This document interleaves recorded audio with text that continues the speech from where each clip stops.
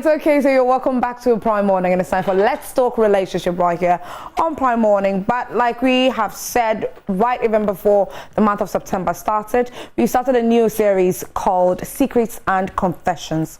Secrets and Confessions. This is the series where we take your stories, anything that you've been burdened by, something that you've been keeping inside of you that is even hurting or threatening your mental health, that you've not been able to share with anybody.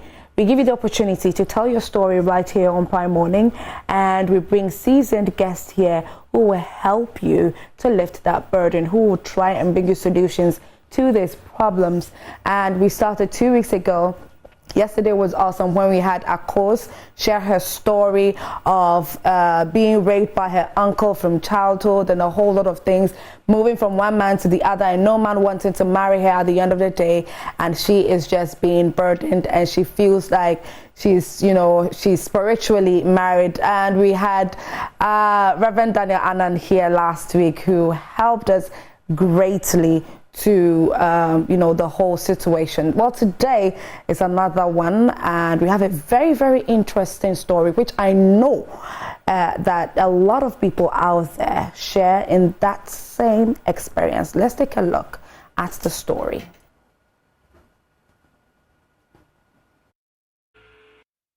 Where do I even begin? I got married to my husband about 11 years ago. Since getting married, we have tried and tried to have children, all to no avail. I have gone from fertility clinics to hospitals and even visited churches for prayers, all of which have failed me. The fertility doctors claimed that there is nothing wrong with me and I am capable of having children. I tried convincing my husband to visit the fertility clinic with me, but he kicked against the idea. He always got furious whenever I brought up the idea, sometimes ranting and throwing tantrums. Eventually, I learned to just let it go. The problem, however, is that we were under pressure from both our families to deliver children. 11 years, they said, was a long time to be married without bearing any offspring. As the woman, naturally, I received more of the blame. It became more than I could handle. At one point, I even considered leaving the marriage, but decided against it. Eventually, his family decided that enough is enough, and they brought him a second wife, a young lady from their hometown, to birth children for him. He hated the idea and fought against it initially, but eventually succumbed as he didn't want to ruin his relationship with his family.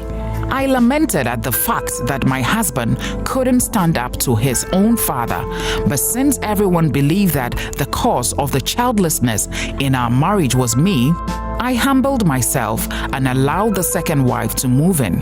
They got married 3 years ago, and up till now, no show. No children. One day, I asked my husband if maybe the problem was from him, and he didn't give me an answer. Sometimes he behaves as though he knows he has a problem, but just can't voice it out. He sleeps with both of us regularly, and yet it doesn't look like he's expecting either of us to get pregnant. When I spoke to him about the possibility of being the problem, he just kept quiet. It was as if there was something he couldn't or didn't want to tell me. His family also grew quiet as the failure of the second wife to get pregnant made it apparent that he was most likely the problem. I jokingly asked my father-in-law one day if he would be bringing a third wife to our home, and he couldn't respond. The whole ordeal had become just as embarrassing for them as it was for me. So this is my story. Now, here is my confession. I am a 41-year-old woman nearing menopause, and I want a child badly. My mother went into menopause early at around age 85. By the look of things, my husband may be the cause of our inability to have children, and if I stay loyal to him, I just might live the rest of my life without a child. Earlier this year, I met a man who showed interest in me, and we went out on a few dates. He's a married man who knew I was married as well, so neither of us was deceiving the other. Our intimacy wasn't really really born out of love, but simply because I wanted to see if I was barren or not. Needless to say, this man has been able to do what my husband couldn't do for 11 good years. After just a few months together, I am pregnant. The whole thing feels like a dream. I haven't told him or my husband yet about the pregnancy, but I'll have to do that soon as signs have started appearing all over my body. My husband is a very proud man and he will most likely ask me to abort the child. I have no intentions of doing that. I also cannot move in with the real father as he is a married man with kids of his own. He is quite well-to-do, and I am sure he can provide for the child, but he cannot be involved in the child's life. This is a problem for me because I believe children need a male father figure in their lives. I also don't want to divorce and raise my child as a single mother. What would you do if you were in my shoes right now? I am not looking for judgment or criticism. I just want advice on what to do next and how to move on from here. I'll be reading the comments. Thank you. Right, so that is our story for today. It's a very complicated one, but our guests are ready to help out this young lady. And so seated in the studio with me this morning is Prophet Echo Daniels, who is the founder of Raw Time Ministries International. Good morning. Good morning, Esedu. How are you? I'm great. How are you? God is helping us. We thank God. We thank God. And joined us via Zoom is Mrs. Charlene Quay, who is a counselor. Good morning, Charlene. Good morning, dear. How are you? Good, thank you. Right. Okay. So viewers, get interactive with us on all our social media platforms. Our WhatsApp line is very, very active. The number is 055-157-5757. 055-157-5757. Or go to our Facebook page and go into the comment section and start sending in your questions. You have heard the story that we're about delving into right now. What do you think about it so far? What solutions could you possibly give? Earlier, I was telling Prophet Echo Daniels that I know a friend who has been through a similar situation, and the point where I want to bring you in is in the marriage, okay, a man of God prophesied to them. It's the same story that she's going through, but then in the marriage, before she found somebody else, a man of God prophesied to her. They have a child already, but the man of God prophesied to her that she and her husband are going to have a child, 2 children. But they have one, and for more than 5 years they've not been able to have another. They've tried and tried and tried. The woman says that she's been to hospitals and they say she's fine, she can perfectly conceive again, but the husband has been refusing to go to hospital to check himself because he says he believes that provided a word has come onto their lives that they are going to have another child who will be a boy because the first one is a girl. Provided a word has come, he is believing in it. There is no need for him to go to hospital to check himself, to check whether he's fertile or he's infertile. In a situation like this, Prophet Echo, is the man right? So thank you very much. I would like to say a very good morning to our viewers this morning. Also to my wife, Lady Sheila, she's watching. God bless you. So the child they have already, is it for the man? Yes, for the man. It's for the man. So it means that if that child is for the man, then there is a possibility that he can have another child. You understand? If there's a prophecy, prophecies are very complicated sometimes, depending on who is speaking it and at what time it's spoken. Because when you speak prophecy, it's not just good spirits that hears you. So other spirits as well gets to hear the prophecy and they work it. So it becomes something like a battle or a warfare. That's one side. Prophecy is one thing. But why he doesn't want to be checked is another issue. Because prophecy does not hinder medical checks. Okay. We don't say that because we have prophesied to you, you don't have to go for medical check or do away with science. You know, by the wisdom of God, science is to help you understand and even have faith in God. You understand? Because by your level, you will be able to know that people believe when the doctor says so, then it is actually confirmed. But it is the wisdom of God, even through the doctors, to minister the word of God. So if there's a situation and we are saying, let's go get checked, the woman says, I'm available to have a check. She's possibly even done it, like you're saying. Yes. And then the man says, no, I don't want to have a check. Then there's a problem. Why don't you want to have a check? You see, so maybe after the first child, something has happened and the man is not willing to open up. And so he's putting his defense on prophecy. Do you understand? Because, a word has come, and it's come from a man of God who is believed by both of the couple. So it's a thing that is very dicey. He could put his defense on prophecy, but it's not a very good thing to do. Okay, so there's actually another revelation in relation to that same story. We'll get to that, but then I want us to go into the story, the animation that we just watched itself. Charlene, I want to come to you. So in our society right here in Ghana, somewhere in the northern parts of Ghana, we have some infertile couples, if that's how I can term them, couples who haven't had any children yet, go through social, they are not able to partake in social gatherings or social activities. To some extent, they even tell them that they cannot be given the right or be given the opportunity to become ancestors. I know this. When it comes to the some parts in the northern region, there are so many other factors that infertile couples go through in society right here in Ghana. As a couple, in this animation that we just watched, obviously the family of the man were making it look like it is the woman who is barren, and so they decided to bring in another woman. They brought in another one. Charlene, can you hear me? Yeah, I can hear you. I can hear you. They brought in another woman, but nothing happened after 3 years of marriage to that second woman. So in a situation where you know that you and your husband have been trying for so many years, you have outside sources that are trying to, complicate things. This one is trying to give you a solution here, they do this, do that. How do you contain yourselves as a married couple? It's a very, very... First of all, thank you very much for the opportunity. Thank you very much. I want to say that to all my viewers, all of you watching, God bless you.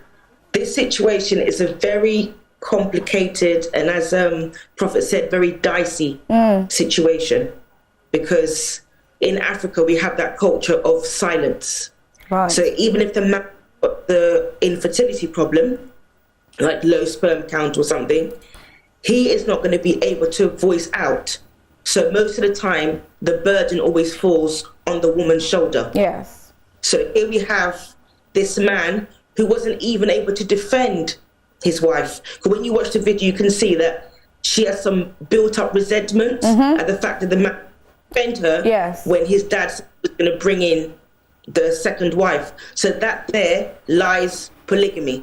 So we have polygamy there, we have deception, and she said she wanted to divorce, but she decided to stay silent and stay within the... So already, trust has been broken. She doesn't feel protected.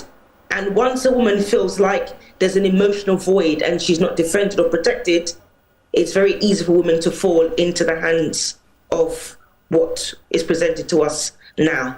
So the marriage is already rocky. When he brought in that second wife, I think before, when he's throwing tantrums about not going for his checks and all that, she was able to, she could contain it. When he brought in the second wife, it really did something to her. That is when I'd say the marriage then started becoming very, very rocky. Not that we're making the woman sound like she's the victim, but you can see there's a lot of psychological abuse, emotional abuse, the stigmatization, polygamy.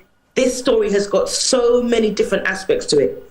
It's very, very multifaceted. It's very, very, very complicated and dicey. And wow. Okay, so now from that same story, let's pick from the parts where the wife had been to hospitals, she has done her checkups, doctors say she's fine, but then the husband is refusing to go to hospital to check if he's also fine. In that situation, I know that there are a lot of married couples who are going through this. The example that I mentioned I was talking about with Prophet Echo earlier, it's something very typical that is happening a lot. How can a woman in such a situation, how can she deal with her husband? How can she convince her husband to go to hospitals to check for himself so they can both be aware that, okay, I am the problem, you are the problem. How best can we move forward with this? I say apart from prayer, if her husband is accountable to anybody, that's why it's always important to have accountability. Okay. So I always say, a man who's not accountable to anybody is danger on four legs. He's a danger. So if he's accountable to somebody, like he's got like a best friend or a pastor that he really respects, they can talk to him and he might be able to listen, because out of respect, he'll listen to them. So that's what I would advise. That apart from prayer, find someone that he really respects on her side and let them talk to him, because the parents aren't helping and her parents will probably be biased. So it's best to get a neutral person, somebody that he respects, that can talk to him, and then make it a prayer point as well, that God should just soften his heart and listen to what she's saying, because they need the help. If he is not willing to go and get the checks, it's like she's gonna, in her mind, she feels like, what has he got to hide? He's got something to hide. Is it that he's got, erectile dysfunction? Yeah. Is it that he's got low? Yeah. What is it that is? Because I've heard a situation where the man actually had a vasectomy and was hiding it from the wife. So he knew that he wasn't able to, have any children, but refused to tell the wife. And it was a whole lot. Yeah. Yeah. So there's a lot to this. Yeah. All right. Prophet Echo, do third parties being involved in a situation like this always help?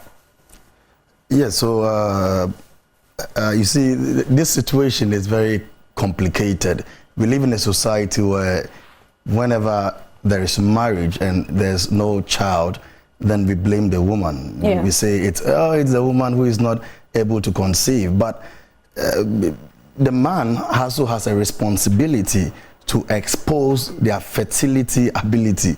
If you cannot give birth, or if you cannot avail yourself to be checked as a man, then you are also burdening the lady, you understand? I've seen countless situations like that in reality as well. And third parties play a big role, because you see, people sometimes answer to certain kinds of people that they sort of respect or honor. You see, so like a counselor would say, it could be a man of God they revere so much.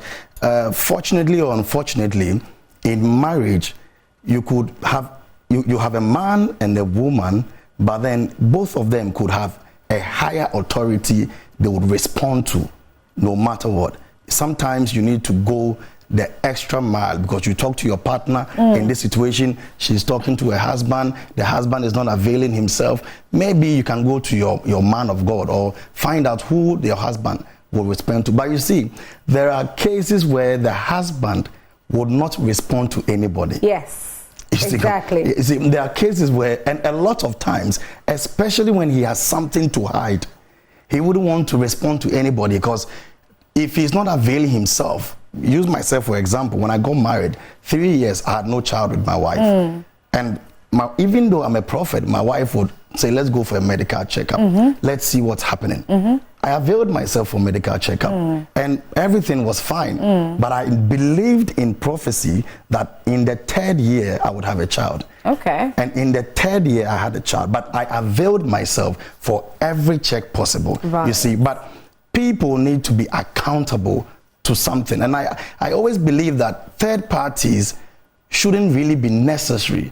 The first person you should be accountable to is your partner. If you cannot be accountable to your partner and you depend on third parties, then there's a problem at home. If your wife speaks to you and you wouldn't understand, but a man of God has to come in, or your boss at work has to come in, then you have a problem. With time, even that third party's accountability will cease. You understand? So it should come from the home. the accountability, the responsibility should be built from the home first. Let's you know, I want to speak to men because I know this thing. I know people going through this thing as I'm talking now, that even some have ended up in divorces. You see, so let's not put all the burden on women when there's no child in marriage and you know, castigating them and saying they are the cause of the problem. There are a lot of men by lifestyle who also become the problem, but society seems to shield the man. You see, we seem to, so in this case, he brings another woman, which was not communicated in understanding, and then the woman also proves to him that he is the problem. You see, all signs are pointing to the man. Right. Yes, he's refusing to agree. Speaking about third party, okay, so I know a couple who had a similar situation, we're in a similar situation, and then the wife was countlessly telling the husband that we need to speak to somebody, we need to bring somebody into the situation. I think I need to speak to, okay, the husband was refusing that, no, you can't go telling our business to other people, you know, all those, and it would always be a heated argument between them. So the lady then decided that, you know what, our pastor is there, our prophet is there, let me go to him and speak to him. But here's a situation where the husband is older than the prophet in age. You get the whole thing.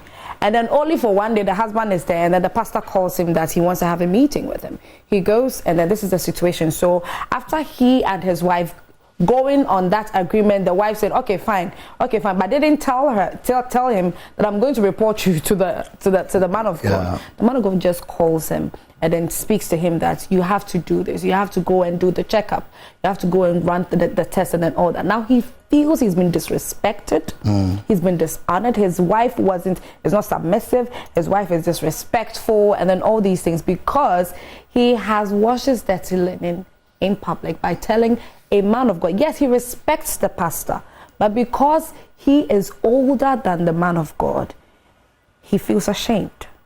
And it's brought an issue between them. So you see, age has nothing to do with leadership. I mean, in terms of even prophetic, God would call a young man, even like myself, and then he would bless the young man with wisdom to be able to counsel even elderly people. So that's not the problem. But with every issue that happens, we need to check foundationally what happened. What happened before that marriage was instituted? So were there checks and balances medically? And a lot of Christians ignore that portion because they believe that, oh, God will do it. And then some people even shield themselves with, oh, there shouldn't be sex before marriage. And so, oh, no, let's not have sex. And I'm talking experiences that I know. So they wouldn't want to have a medical checkup because they seem to defend themselves with biblical doctrines. And that is the problem. So you are listening to us this morning. One of the first things you should do before marriage is to check the fertility of the man and then the lady, how compatible you are. All these must be done so that these problems wouldn't even come up in the first place. And even in marriage, there should be a scheduled time to time, you know, medical checkups, because you need to know what's happening with you. Everything is not going to be in the open with spirituality, you see. So, however, when you say let's speak to somebody, I am of the opinion that your first point of respect and honor as a woman in marriage should first be your husband and not a man of God. I've said this thing countless times. Yeah, I'm a prophet, but I'm saying these things that you see, you should never put premium on a prophet or a man of God beyond your husband. Yeah. So let communication stay in the marriage. Let's try to talk about it and find solutions. The problem is that if the man is not forthcoming, then the woman will be forced to go out of her way. Why? Because she's going to be pressured even by the man's family. Right. You see, so there's going to be a lot of pressure on the woman. And you see, she's human. She would break at a point. She would look for solutions. She would want to prove a point because she's done her checks and she's saying she's very, very okay. But, you know, the ego of a man, sometimes we feel like, oh, you don't have to discuss, Yeah. my issue out Yeah. of marriage. Yeah. And I understand that perfectly. Like I'm saying, your husband is your first point of honor. But sometimes in certain situations, you need a higher voice. Right, okay. So viewers, make sure that you're getting interactive with us on our social media platforms. The WhatsApp line is very, very active. You can go to our Facebook page as well and send in your comments. I know that some of you are wondering that, okay, last week, the story that we handled, we had the person in studio here to tell the story herself. But for this one, this week, I know that you are not seeing anybody, a third person in here to tell her story. Yes, and that's for confidentiality's sake.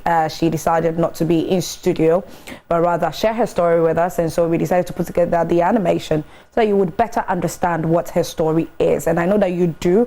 And so you can send in your suggestions in relation to the story. You can send in your questions as well. And let's do our very best to help our dear lady here. Now, Charlene, let me come to you. Are you there?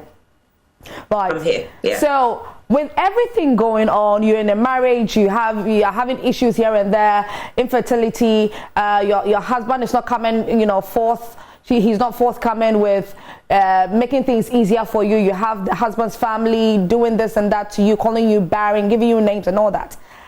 At what point in the marriage should you leave? Should you even leave, or should you continue staying in the marriage? And in a situation where you are battled with two things. First one is you love your husband regardless, you can't leave, but then with the pressure that is coming, you just feel overburdened, you are being affected mentally, and so you just want to feel free, you just want to divorce and then leave. And then secondly, you have a third party, let's say a father or a mother or a pastor saying, no, stay. In our family, there's nothing like divorce. We don't believe in divorce. What do you do? The situation is just very, very, very complicated. But I feel like this lady's mental health is at stake. Her emotional well-being is, at stake as well. It's a lot of trauma. But as I said, as a culture, we have that culture of silence. So we sweep things under the carpet, we don't talk, we don't communicate, and we trivialize trauma. What this lady's going through is just pure trauma. So I believe, especially when the man brought in somebody else, a third party into their marriage, she had every right to leave. Okay. She can. Yes, she can. She's got every right to leave. Yes, as a man or woman of God, they won't tell you to leave. They can't. No, they can't tell. Because of, we're men and women of God, so you can't tell somebody to, leave their marriage. But nobody lives with you. You're the one who's wearing the shoe, and you know how it feels being there. Day out. The disgrace, the shame, the subjugation, the humility. You're forced to take an identity that doesn't even belong to you. She knows she's not barren, but here she is being treated like she's a barren woman. And then somebody else is coming into this marriage. For me, the whole situation is the polygamous side of it. Bringing somebody else into the marriage, and she's just like forced to stay there and be silent. This can break anybody down. Right. It can break somebody can just go off. Yeah. There's a line between insanity and sanity. And things like this cause women nervous breakdowns, depression, anxiety, panic attacks, this thing about trauma, all these things. So if she's able to separate herself, the better for her own emotional well-being, because it's not healthy. The relationship is toxic. Yeah. There's nobody defend. Everybody in that circle. Everybody's against her. Yes. Against her, including the man that she's living with. Yeah. He's not able to protect her, able to defend her. So she's in danger. If he couldn't even stand up to his dad and say, Dad, no, I'm married to this woman. We're going to have this baby. There's no need for me to marry another wife. He couldn't even do that because he was thinking about his family over his wife. So he's already chosen them over you. So you can also do your best and just separate yourself for a while. Nobody's saying that you have to stay, divorce, but you separate yourself for your own emotional well-being, because you're a person as well. So you would say that the point where she thought of divorcing and decided to come back, that was the point where she should have really left and not come back.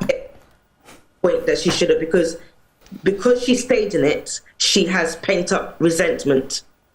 And she's going through a lot of things that are going through her mind. That's what led her to that adultery. So if she had cut it off there, she would have been liberated somehow, and then she navigate her way to the next stage, what to do next. But because she stayed in, like I said, it's becoming more and more toxic. Exactly. Well, she could have separated herself. Right, okay. Charlene, I'll come back to you. Let's read some comments from social media. This one says, be bold and tell your husband what has happened. If he decides to divorce you, accept it and let the other man confess to his wife so he can take responsibility for the child's upbringing. Okay. We have some more. Next one. You should have divorced your husband once they brought in another lady. Moved on with your life since you knew you were not the problem. Things would have been much easier as an unmarried pregnant woman compared to a married pregnant woman. Okay, so viewers, continue sending in your messages. Like I said, seasoned guests are here and they are definitely going to help us solve this issue for our young lady who's going through this unfortunate incident that is happening to her.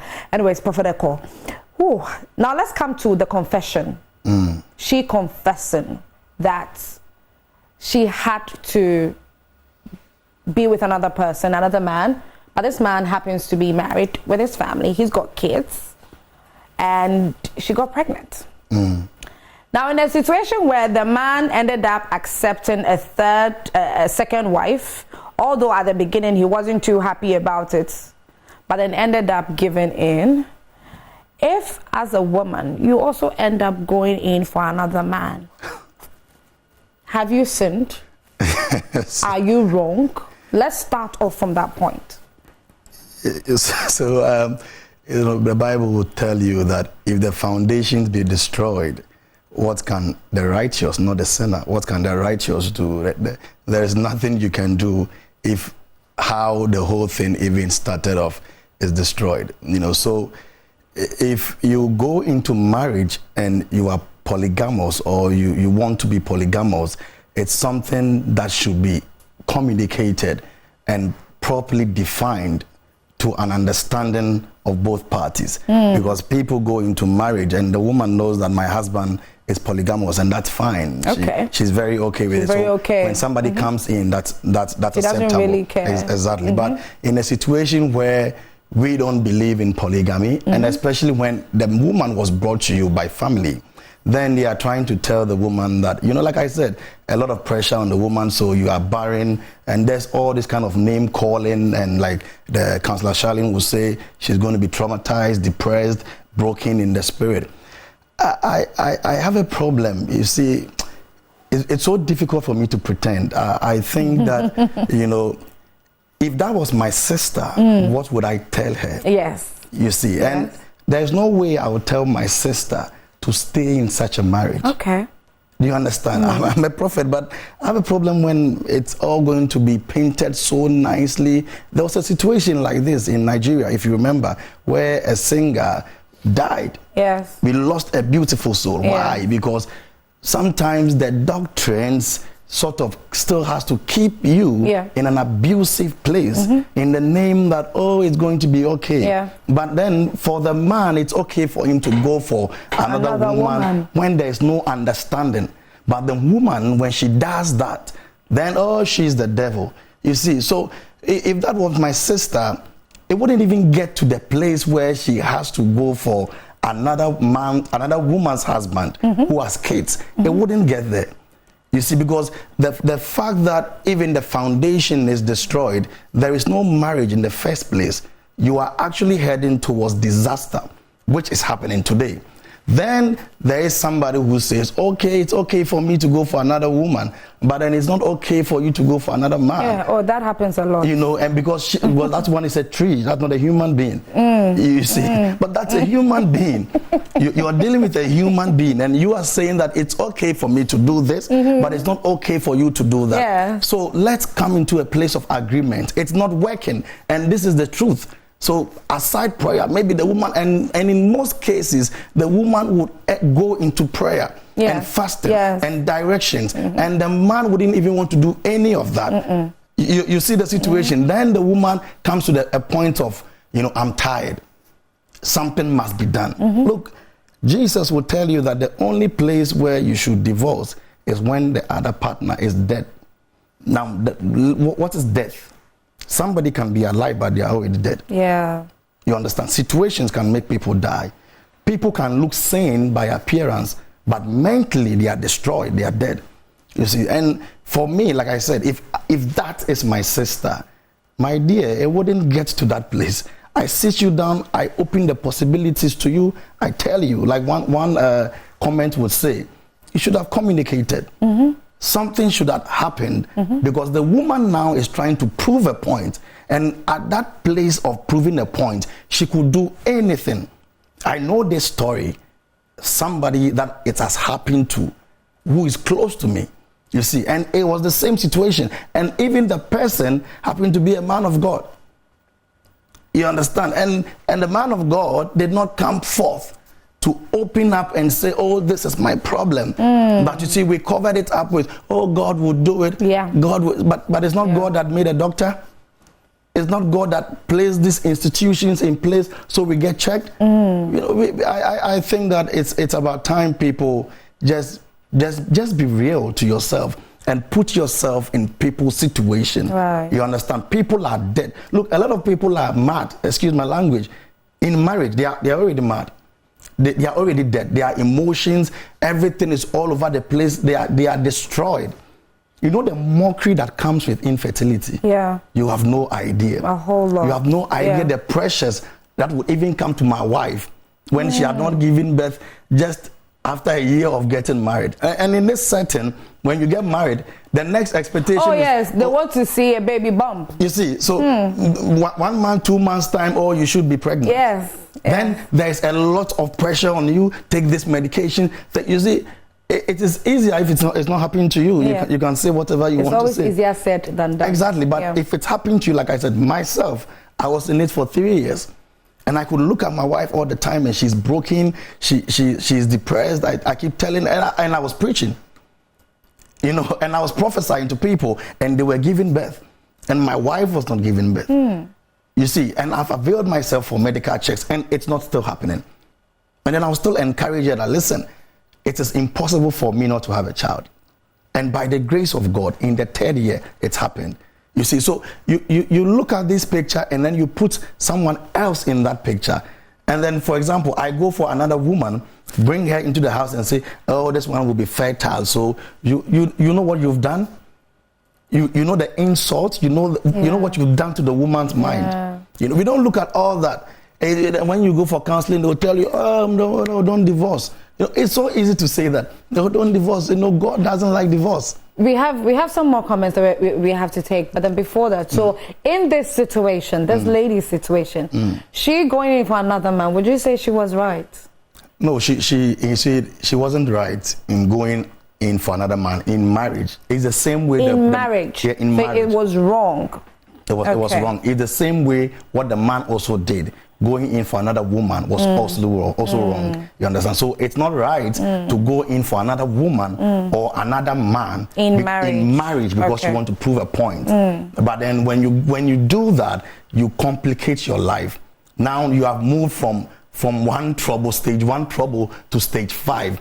Because you have the wife of the other man to deal with. Oh, yes, you have the children of the other man to deal with. These kids are going to grow up. Yes. You understand? It could also affect their mental state. It could brood enmity between them until God comes through for them.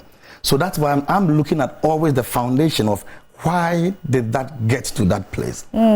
How did we get here? Okay. Let's always look at that, because you cannot say that you are in marriage. I mean, you can't even hold that kind of pain. You are in marriage, but the pregnancy is for another man. Not just another man, but another man's husband. That's a big problem. It's a big problem. Let's take some comments. This one says, I just tuned in to Joy Prime and chanced upon this interesting program. Continue to air this program every 1 week, please. I'm sure it will save marriages from being broken. God bless you all. Founder Echo Daniels, continue your good works. Thank you so much for your message. Good morning. What if the fertility of the couples are okay? How would you know both are compatible? That is, if they can give birth. Okay. Next one, Alexander says, this is very difficult. Pray about the situation. Speak to your pastor. Next one, the mess has already been created. Tell your husband and the father of your unborn child, but abortion must not be an option. Don't do it. If any of the men leave you, your baby wouldn't. Your husband has the right to divorce or stay with you. Next one, your aunt's looking for judgment or criticism. Aha, I see. No accountability whatsoever. And never in this whole story did you ever mention sorry or remorse. Your plight is an understandable one, and your story is one of many. This is something we ought to teach. Next one, please keep the baby, okay? Your husband should blame himself for letting you go through this pain, knowing very well he had a problem. Next one, the purpose of marriage and having children should be well understood. Within the context of a Christian marriage, a man to one wife, children or no children. That's why both guys must be sure of what they are entering into. The purpose of marriage and having children should be well understood within the context of okay.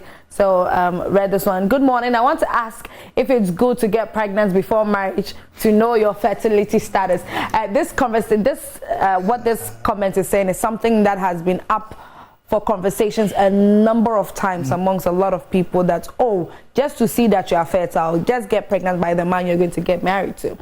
Good morning, I'm Simon, watching you from Spintex. Please ask for Prophet Echo Daniel's contact for us. Thank you. Okay, so Prophet Echo puts out his phone number for you. You do that, right? Yes, please. Okay, right. So now let me come to you, Charlene.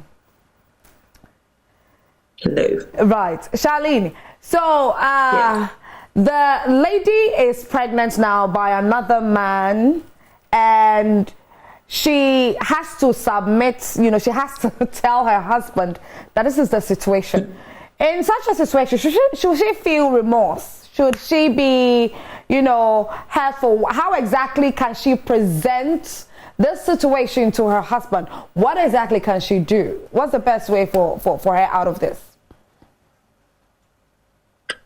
Thank you very much. In this situation, she's going to be in a state of, it's going to be like mixed emotions. She'll feel disappointment in herself. She'll feel sad. She'll feel guilt, feel ashamed.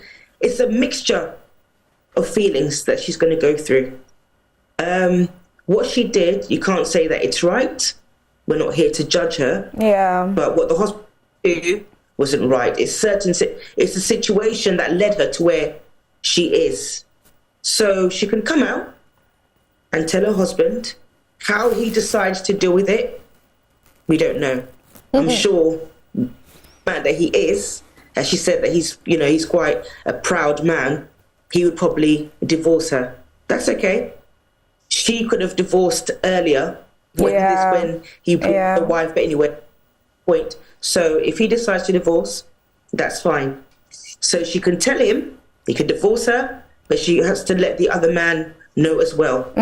Whether he decides to take responsibility or not, I don't know her financial situation, if she's financially stable, but as she said, that the man is well-to-do, so hopefully he'll be able take responsibility for the child and help her financially. But as some made a comment, abortion is not an option. I don't think she's even thinking about that, because she's wanted a child for so long. It's been created, but there's nothing new under the sun.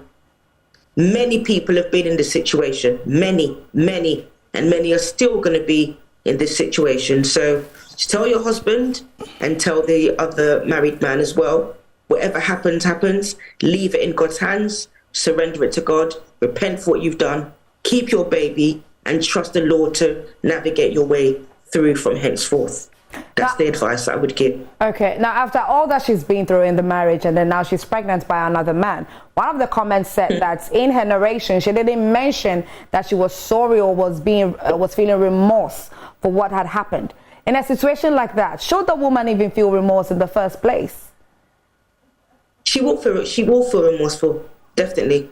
She would definitely feel remorseful. It might not show in the way that it's animated, but she would definitely feel remorseful. Remorseful will definitely be one of the emotions that she feels, as she's saying that my husband is proud, the other man has got his wife, he's got his family. That's remorse right there. She's feeling guilty, she's feeling remorseful. Definitely she'll feel remorseful. Yeah. Okay. As she will. Right. Okay, Charlene. Now let's come to after. What can she do? Now let's say yes, the man, she says that the man is financially stable. He's quite wealthy. So it's given off like there's a possibility of he being able to take care of the child. But what if he ends up saying that I've got family of my own to take care of. I don't want to ruin my family. You can't bring in another child to ruin what I've already built. In a situation like that, what can she do? So, you see, every action comes with consequences. And the moment you make a decision, you should be prepared to face the consequences of it. She should have to be very bold and communicate the truth to the husband, you see, because it wouldn't have gotten there if the husband was helpful. So she should tell the husband the truth. Unfortunately, many men are fathering kids that are not theirs in these same situations because the woman cannot be bold enough to tell the man because of A, B, C. We are not blaming anybody, we are not judging anybody, but because of your A, B, C, I've been forced to do this kind of an act. But you know, my sister, if you are listening, tell the man the truth. Tell him what has happened. If he decides to divorce you, which I see it happening, then you see, keep your child. There's nothing new in this world or in this life. And you're not the first person to go through this situation. Even if the child's father decides to fix his marriage and then they protect themselves, which is also another possibility because you become the victim. You understand? He can't be in a position to tell you that, okay, I gave you a child just so you can solve, you know, your issues of fertilities, but I'm not willing to take you in. Yeah. You understand? My dear sister, God is able.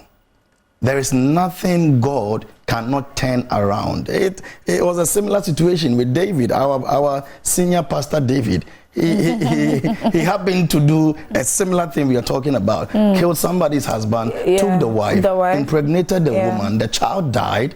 Our senior pastor David entered into the woman again by the grace of God, had Solomon. Life went on. Today he's one of our mentors. You understand? And Bathsheba is celebrated. So God can use every dirty, seemingly dirty situation to glorify himself. God can use that child to bring you one of your greatest joys. And the ways of God, man cannot fathom them. The ways of God. If David was alive today and we're talking about this and what he had done, everybody would go, oh, Bathsheba, you are a prostitute, you took a man of God, etc. But yes, they are dead, so we like to praise them. That's fine. You understand? So make that bold decision, communicate it, and be prepared to face the consequences. God will open doors for you. I know that. God will surely open doors for her. It's just a matter of time. It's a matter of she appreciating the pain. You understand? And give herself some time to heal. You know, there are some marriages that when you enter, your entire life is wrapped around the marriage, is wrapped around your partner. And so you leaving it feels like when you leave, you become a nobody. So let's say in this lady's instance, for instance, I mean, there's a high possibility that the reason at some point she thought she would leave and then decided not to leave, come and go, maybe she felt like without the husband, she's a nobody, she can't do anything, she can't move forward in life and everything. So she's still in the marriage, but then this pregnancy has come. And goes like, you know what, I won't stand there for my husband to leave me regardless. He's going in for another woman, but I'll still stay. So I'll tell him that the child is his. Yeah, so that's what I'm saying, that if you want to cover up, you see, truth will always come out. It's just a matter of time. You see, in Fanti, there's something we call putusi. I don't know if you know that. Putusi. Yeah, you know, when the fishermen go for fishing the nets, there's this sort of pink or red thing, rubber they put on. Okay. You know, you can never suppress that red thing. When it goes under the sea or in water, it will still come up. That's how truth is like. You can cover up today, but tomorrow it would eventually, even the child will grow. And these are spiritual things. The child will know this is not my father. You understand? And so, just so you avoid further complications, you don't know who you are. And most people don't even know who they are. They feel like you're saying, oh, if I was to leave my wife, my life has ended. Or if I was to leave my husband, he's the one who's maybe taking me through all these times. And so I can't do anything by myself. But the thing is, what if the man does not want you again? Yeah. If the man is telling you that because of what you have done, I don't want to be with you again. Exactly. Do you force yourself on him? Do you say, no, I'll still not go? What's that? You understand? So she needs to seek counsel. She needs to heal. If it happens that the man does not accept responsibility, does not forgive her, and I believe that the man should be forgiving her. The man should be able to accept that child and forgive her because he's part of why this has happened. But let's say if that does not happen, she needs to speak to somebody who can help her heal. You know, forgive yourself.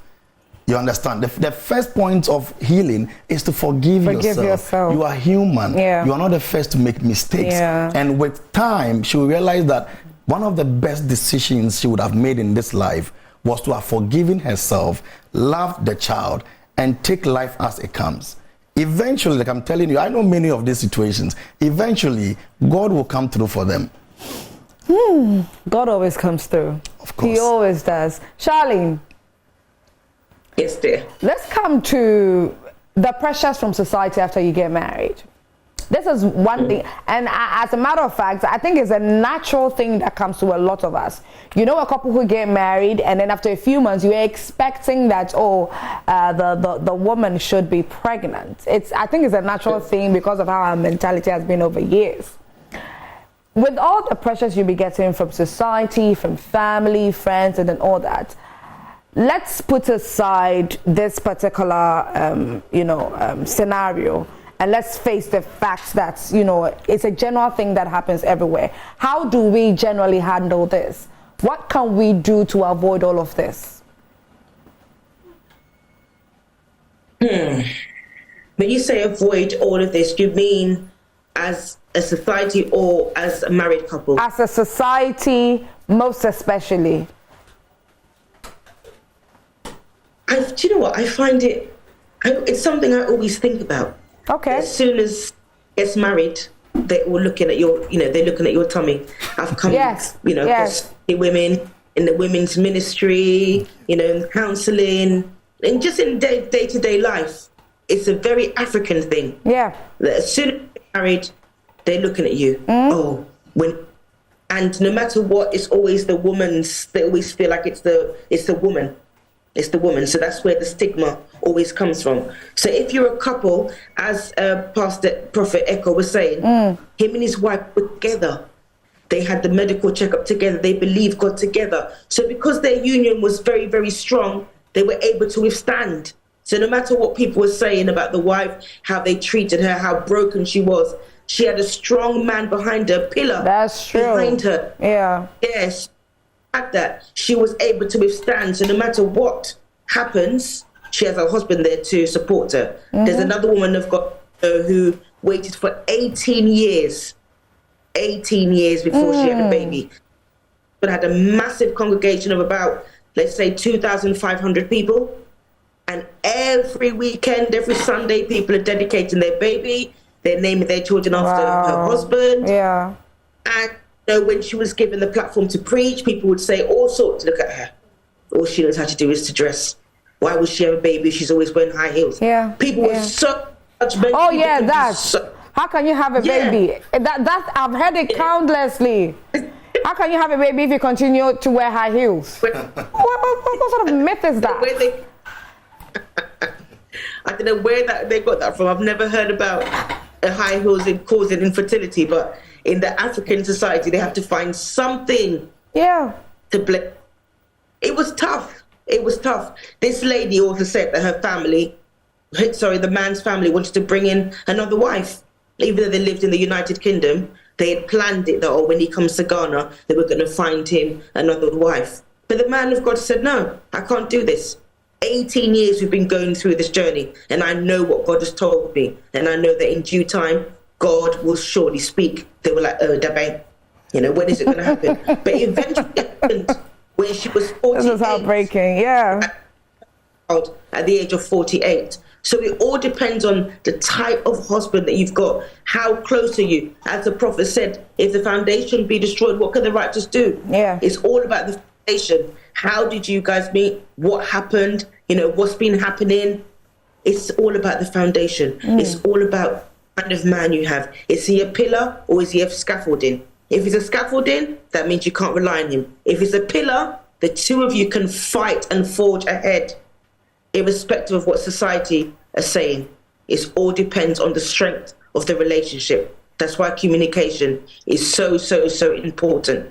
But as a woman, I'd say it's very difficult to ignore people. Yeah.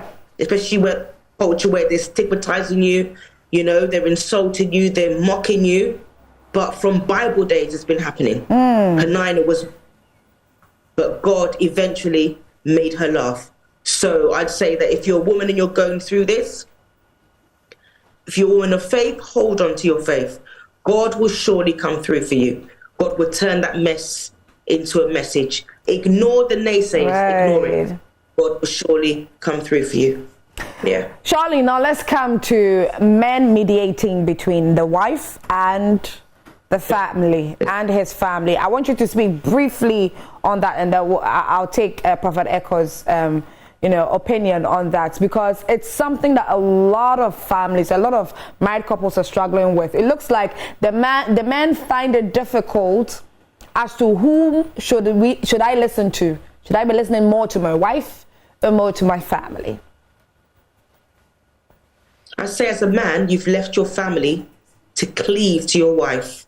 So that cleaving means that every decision or anything that's happening in your household is you and the wife. It's no longer your family are like a third party. You only invite them in if they're needed for anything. Right. But it's you and your wife. As long as you decided to get married, it's you and your wife. As soon as you bring in your family, or you want to pay allegiance to your family against your wife, you've created an issue right there. So right there, you've created disaster. Okay, Prophet Eko.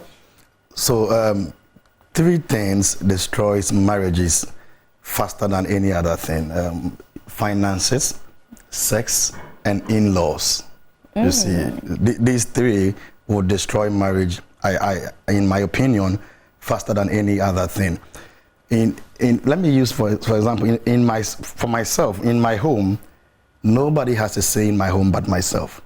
You see, so my wife will tell you, when I got married and I was going through this childbirth situation, nobody has the right from my family to question my wife. Okay. And I had not one day, my wife is watching, not one day, ask my wife, when are you giving birth?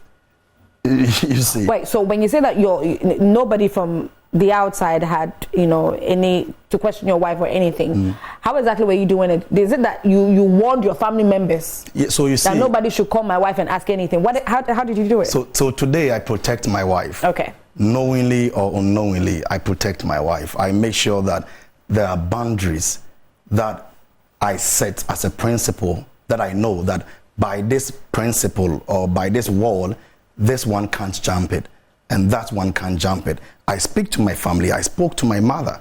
I speak to my relatives that, you know what, in my home, you can't speak to my wife without me.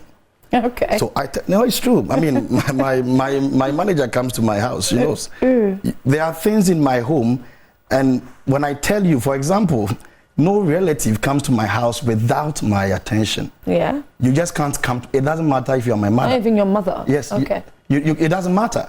You can't overstay your welcome. Not even my mother. So when you say overstay, how many days? So can for they example, stay? you're coming to stay with me, or so I hold conferences, you're coming to stay with me, okay, we communicate. Yeah. You're coming to do 2 days, you're coming to do 3 days. You won't go beyond 3 days. So I'm protecting my wife. But because you know what? If there's an issue in my home, my mother will support me.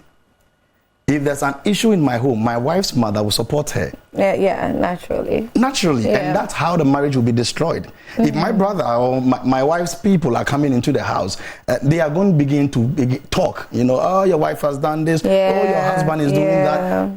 So you need to protect your marriage. Like I said, knowingly or unknowingly, you should understand what you have and how you can build defenses around it. And you see, if you don't have control in your home, that's when every other person can come and talk. When I got married, I told my wife, no other prophet must be able to talk about us. Nobody communicates, so we cut everybody off. Yeah, that's how in my marriage, the first 6 months, I nearly divorced. These were mistakes I saw. Oh. Yeah, these were mistakes I saw in my marriage. Okay, this one is saying this one is saying that. Oh, okay. So I had to build these defenses myself. And some of these people were not very happy or are still not very happy. But the point is that I'm okay. My wife is okay. That's what matters. You understand? So you need to communicate. It doesn't matter if it's your mother, your father. Let them understand that you are still their son, but you are now a married man. You have a family, and you have a family to protect. You understand? Your wife needs to make her people understand that, listen, I am your daughter, but now I am with a man who is my husband. And the wife must listen to the voice of the husband first. You don't, that's why I say you don't go beyond that. Okay, so I want to give you a scenario, okay, which is a story that I know very well. A very close friend of mine got married to a man who was a mama's boy, okay? Now, unknowing to the lady, before they got married, she thought that, the guy just loves his mother. You know, they just love each other. You know, that whole mother-son kind of relationship and then all that. Then after marriage, this man does not eat breakfast from her. When she prepares the breakfast, he will not eat the breakfast. He leaves home very early because his mother also lives in Accra. So he leaves home very early, goes to eat breakfast from his mom before he goes to work. After he closes, instead of him to come straight home, he goes to report to his mother first, eats dinner at his mother's house before he comes home. So when he comes home, my friend has prepared dinner, but he can't eat because Waming. So he doesn't eat my friend's meals. So this is somebody that you can tell that he's unable to tell the difference. Oh, but you should know that the way my mother and I are. Oh, but you should know this. You understand that kind of thing. And because of that kind of relationship that he has with his mother comes to the house anytime, unannounced. You see, first of all, the lady needs to pray a lot. And I hope she understands me. She needs a lot of prayer. These are situations that prayer would deal with. You see, beyond that, this man or this husband is refusing to grow. You see, men or boys normally build the bond with their mothers, and then the girls will build with their fathers. But this gentleman is refusing to outgrow that mother relationship. And it's very easy for it to happen to anybody, especially in a man. You know, because you would naturally have that feel. The truth is that even with me, when I set boundaries, or I have set boundaries for my mother, I'm not very comfortable with it. Yeah, but it's something you have to do. So that's why I say that you can be doing the good thing, and it's not the right thing. Okay. So it's good to make your mother come home. It's beautiful, it's amazing, but it is not the right thing to do. And so the right things will make you uncomfortable, but it will save a lot of situations. So my dear lady, you are a Saidwa's friend. You are listening to us. You need to pray. Yeah. Because something spiritual is going on, I'm telling you. Okay. Something very spiritual is going on. There are mothers, I beg your pardon, but there are mothers who would refuse to let their children go. I'm telling you, spiritually, they would refuse to let them go until supernaturally something is done to cut that relationship or to cut that cord, to make you understand that now you are a man of your own. And you see, in that kind of marriage, if that doesn't stop, the marriage is going nowhere. Eventually, we pray that it becomes fixed. But if it doesn't get solved, the woman or the lady, your friend, will find another source of comfort. Yeah. And I'm telling you. So the truth of the matter is, it looks like it. That is what will happen. Let's not mince words. I'm telling you. Eventually, she's going to look for her ex. She's going to look for somebody to lie on and say, oh, I want to share my pain with you. And then the ex will say, oh, I'm always here for you. You know, he's not a good man. That's how the other pregnancy will come. See, at this point, I think family members, external family members, also need to know when they draw the line, when the line is drawn. It's the orientation and the culture, like I said. So it may never change. That's what they. It's something that will always be there. That's what they've been told. Like you get married, and 2 months after they say, oh, you have to get pregnant. The best thing to do is after marriage, stay put with your husband and wife or wife for a year or 2. Get to know each other. You don't know anybody until you marry them. I'm telling you. You don't know anybody. It doesn't matter how long you dated. You don't know. That's why people date 7 years, 8 years, get married, 3 months, they divorce. You don't know anybody until the anointing of marriage will expose you. I'm telling anything you are hiding in marriage, it will come out. Yes. So it's good to stay put, get to know yourselves, even your body chemistry. Because pregnancy changes a lot of things. You understand? So get to know yourself. These are things that people need to know and learn. You just don't say, oh, it's our culture. When we get married, that is exactly how you would never be happy in your life. So if the culture is not changing, set a new culture in your home. Build a new source of defense. Like be bold. Look, in life, a friend of mine, we always tell each other, you don't owe anybody any explanation. You really don't. You don't. Eventually, you all die anyway. You know, so you don't make sure that the little life you have on this earth, you live it the best way you can, and make sure that it's filled with the joy of the Lord. You know, so set defenses, or else I'm telling you these 3 things: sex, finances, as in money, and in-laws. And in our setting, it's often in-laws. They will destroy your marriage. In-laws, right. They will destroy your marriage. Okay, so we have some comments on social media. Let's read some of them. This one says, I think the woman loved the man so much that she can't leave him. Yeah, like what I said. Exactly. The woman obviously was in love. Bernard Mensens, watching you live from Northeast Nalerigu. Good work. Oh, I know him. Oh, you know him? Yeah, I know. Shout out to you, Bernard. Okay. Hi. Weston Kojo says, this is very ridiculous. Okay, so let's take this one. Please, I'm a 30-year-old lady with 2 kids, boys, and have been married for 6 years now. But my husband has been abusing me both physically and emotionally ever since I gave birth to our last child. We have never been intimate. Even our last child, I begged him to have sex with me. That is how I got pregnant. Now he has stopped talking to me. I even fell sick for 2 days. Neither did he take me to hospital, nor did he even ask how I was doing. My boy of 5 years took care of me till I was able to stand on my feet. Oh, wow. Now, I don't know what to do, but seriously, I want a divorce. But my mom can't handle. What should I do? So this one, we've decided to take this one because, yes, it looks like it's very serious. It's quite different from the conversation that we are having, but I want to take the opinions or what Charlene and Prophet Echo have to say, the advice that they would love to give to this young lady. Let me come to you, Charlene. Thank you. This lady is in danger. She's in danger. Her life is in danger. Right. Her life is in, and the longer she stays there, if she thinks she's staying in the marriage because of her children, eventually she'll die and leave those kids. Then what becomes of the life of those children? As a society, as I said in the beginning, we have a culture of silence. We trivialize things. We sweep things under the carpet. This lady needs to leave to live. This is not a matter of saying, oh, pray or fast. He's physically abusing you. He's emotionally abusing you. He's neglecting you. What more do you need to see? Leave to live. Otherwise, your life will end, and that'll be the end of you. And what becomes of the children that you've left behind? In this situation, you can't listen to anybody. You have to just go, leave to live. As long as physical, especially physical abuse, it only gets worse. Tomorrow he'll hit you. You'll hit your head. You can die. Please, okay, right. my sister, yeah. leave to live.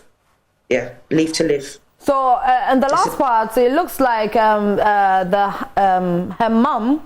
mother possibly is not in agreement with the divorce. I don't know what exactly was trying to say. Seriously, I want a divorce, but my mom can't handle. What should I do? So it looks like her mother that wouldn't want her to leave the marriage. Yeah, so if she still decides to leave, and let's say her only family that she can lay her head on, her only family member she can rely on is her mother, but then she still decides to leave this marriage, and the woman says, you know what, you can't come and give me more troubles by bringing these cases and then all that. I'm not ready for this. I told you not to leave. What would she do? What should she do? What advice would you give her? She has to take a stand for herself. As I said, her life is in danger. Okay. There's physical abuse, emotional abuse involved. The next thing could be her death. As our prophet said about the singer Osinachi. Yeah. You know, this covering up. And now her mum's saying she wouldn't be able to handle it if she divorces. Because her mum is, you know, she loves the fact that her daughter is married. And again, we have the stigma of, oh my God, my daughter's going to be a divorcee. So these are some of the things women in bondage keeps women in these situations where it finally leads to their death. And then when she dies, we're all going to say that, oh, why didn't she leave earlier? So she just has to take a stand for us. It's difficult, especially if her mum's a support system. And a country like, I suppose it's happening in Ghana, a country like Ghana where we don't advocate for such things, it's going to be very, very difficult. But for her life and for her children, for her mental health, she needs to take her stand and just depart from that marriage. Right, thank you very much, Arlene. Yeah. Okay, let me have Prophet Eko. Yeah, what advice would you give her? So you see, this is a typical example of me saying, I'm sure immediately she got married, she got pregnant. Yes. You understand? And it's also because that was the orientation forced on her.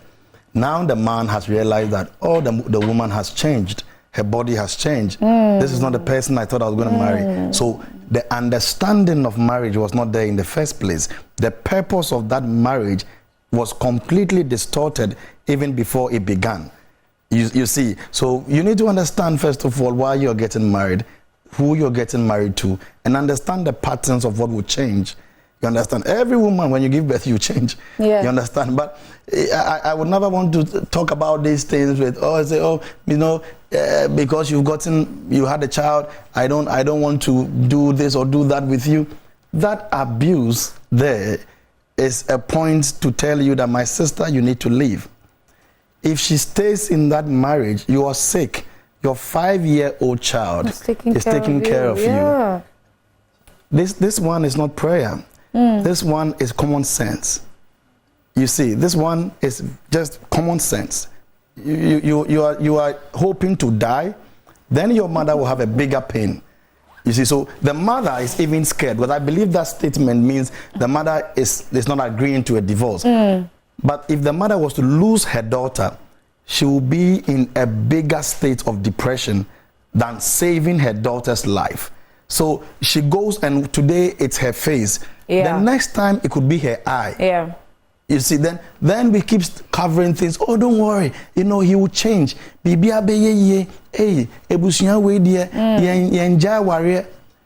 killing somebody. And I don't know which part of the Bible says that if you are being beaten, stay in the marriage. It's a good thing. Look, my sister, if you're listening to us, I believe she is, because that's how she sends the text. My sister, it's about time you had a one-on-one communication with your husband. If this doesn't stop, if this whole thing you're doing to me doesn't stop, I will just leave and move on with my life. I don't know, maybe it's because of how people grew up, but I don't understand why people are so scared of taking certain decisions. I tell my wife is watching, I tell her that, look, I love you so much that if at any point in time you realize that I'm not a very good man again, I'm the worst man to be with, you should leave. I tell my wife these things. You understand? Because that is the truth of love. If I love you, I should be able to care for you, care for your sanity. So at what point in time am I beating you, abusing you, destroying you, and then you are still staying and say, "Nkola nintio, ministry nintio," then you are dying. You understand? A lot of people are in this thing because of Nkola nintio. Yeah. So you don't have a life to live because of Nkola nintio. You understand? Make conscious effort to save your life. Like, life is so short. Yeah. You understand? Save your life. Because when you die, the man will have another woman. Even by now, he is having another woman. You understand what I'm saying? So I don't like to be very hypocritical about certain things and how we talk about it. Yeah. The sister is in serious danger. She should flee. The Bible says that when the devil comes at you, flee. Yeah, okay. And the devil can come in a human form. Right, right. So we have a very interesting comment. It says, "Prophet, kindly chastise your fellow colleagues, men of God. Because of money, offertory at church, they close their eyes on their church members who are physically abused by their husbands.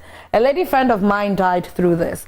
Another packed out of her marital home. Unfortunately, she's traveled outside for her PhD, and her husband doesn't know her whereabouts because he doesn't care. The church elders are quiet. Even if they talk, it's against the lady to stay home and manage at the detriment of her health, happiness, etc." You see, so I'm not here to chastise men of God.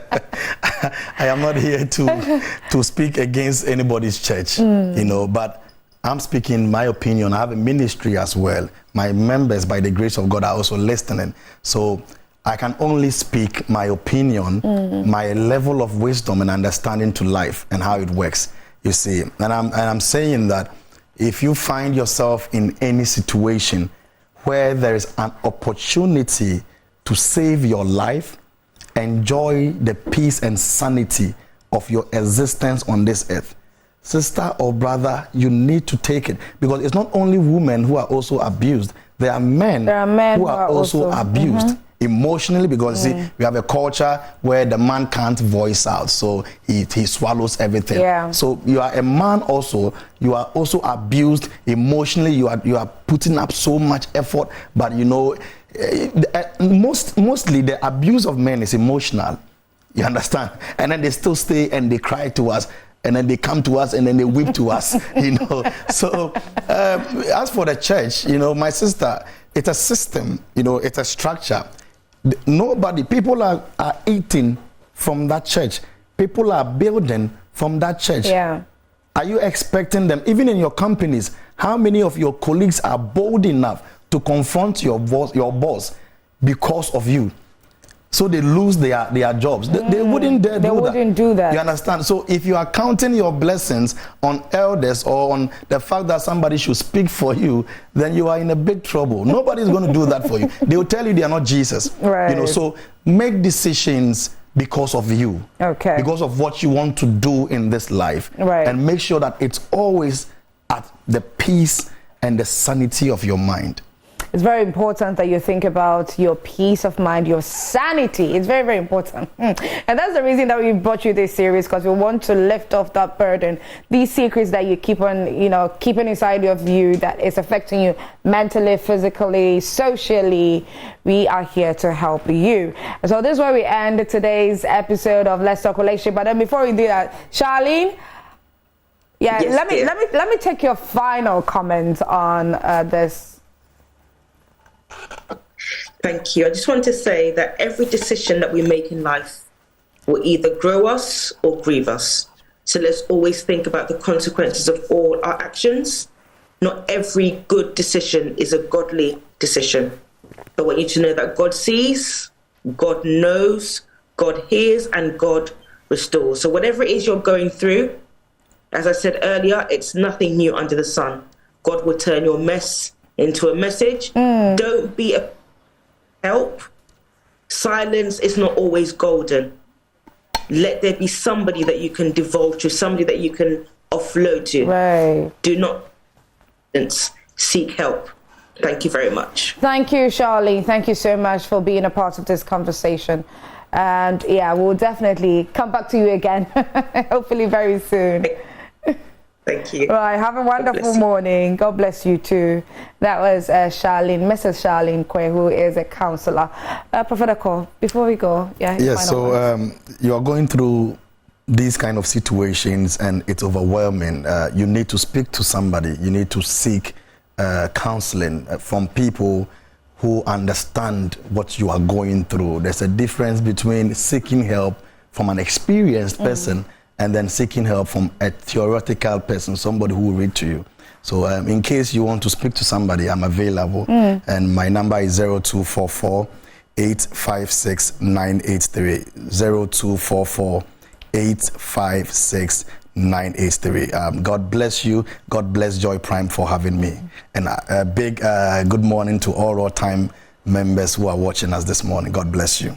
God bless you, Prophet Eko, for also being here and sharing your thoughts on this issue. Thank you for every single advice that you have given everybody out there as well. Viewers, this is where we end today on Let's Talk Relationship right here on Prime Morning. But I urge you all, if you have a story that you want to share, if something is burdening you, like we have done today, it is the same that we are going to do for your story as well. We're not going to put your identity out there. We're going to shield it. Yes, we're going to do that for you. So please and please and please share your story with us. To our WhatsApp line is 055 157 5757. 055 157 5757. It's a Secrets and Confession series. We are here to help you out, okay? So thank you for sticking and staying with us through this segment.